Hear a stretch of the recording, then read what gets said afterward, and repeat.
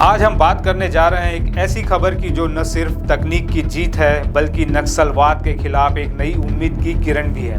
छत्तीसगढ़ के सुकमा जिले के ठेकुलागुडेम गांव में पहला मोबाइल टावर लगाया गया है। जी हां, वो इलाका जो सालों से नक्सली हिंसा की आग में जलता रहा, वहां अब मोबाइल नेटवर्क की रोशनी पहुंची है। लेकिन ये सिर्फ एक टावर की कहानी नहीं है, ये कहानी है हौसले की, जज्बे की और बदलाव की। तो चलिए इस कहानी को शुरू से समझते हैं। वीडियो को लाइक करें, चैनल को सब्सक्राइब करें और बेल आइकन दबाना ना भूलें ताकि आपको अपडेट मिलती रहे। सुकमा जिला छत्तीसगढ़ का वो हिस्सा है जो घने जंगलों, पहाड़ों और आदिवासी संस्कृति से भरा हुआ है, लेकिन पिछले कई दशक से ये इलाका नक्सलवाद की चपेट में रहा है।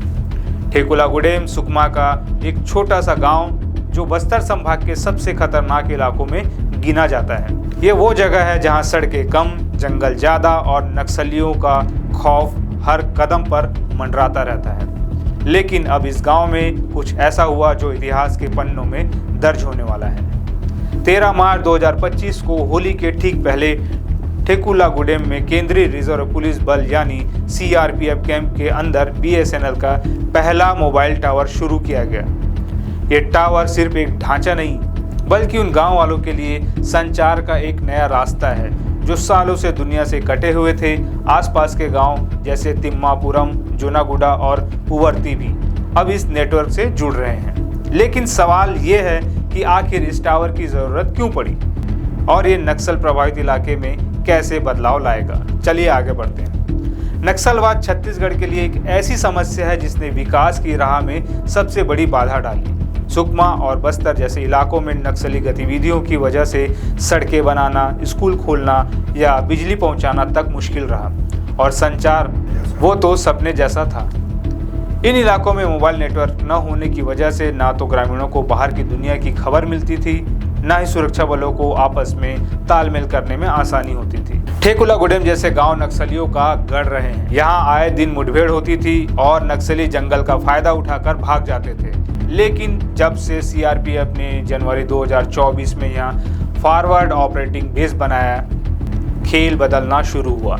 इस बेस के बनने के दिन ही नक्सलियों ने हमला किया था जिसमें 3 जवान शहीद हो गए और 15 घायल हुए।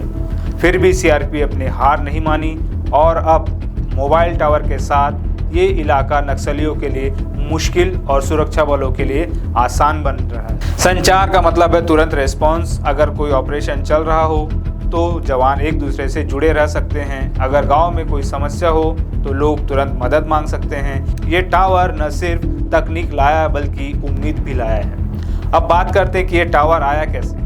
CRPF की 150वीं बटालियन ने इस प्रोजेक्ट को अंजाम दिया।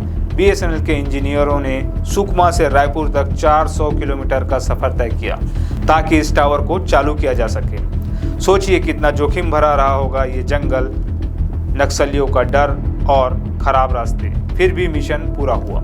होली से पहले 13 मार्च को CRPF ने गांव वालों के साथ एक खास कार्यक्रम रखा। इसमें ग्रामीणों को सिम कार्ड बांटे गए और उन्हें नेटवर्क का इस्तेमाल करना सिखाया गया। ये पहली बार था जब ठेकुलागुडेम के लोगों ने अपने फ़ोन में सिग्नल देखा।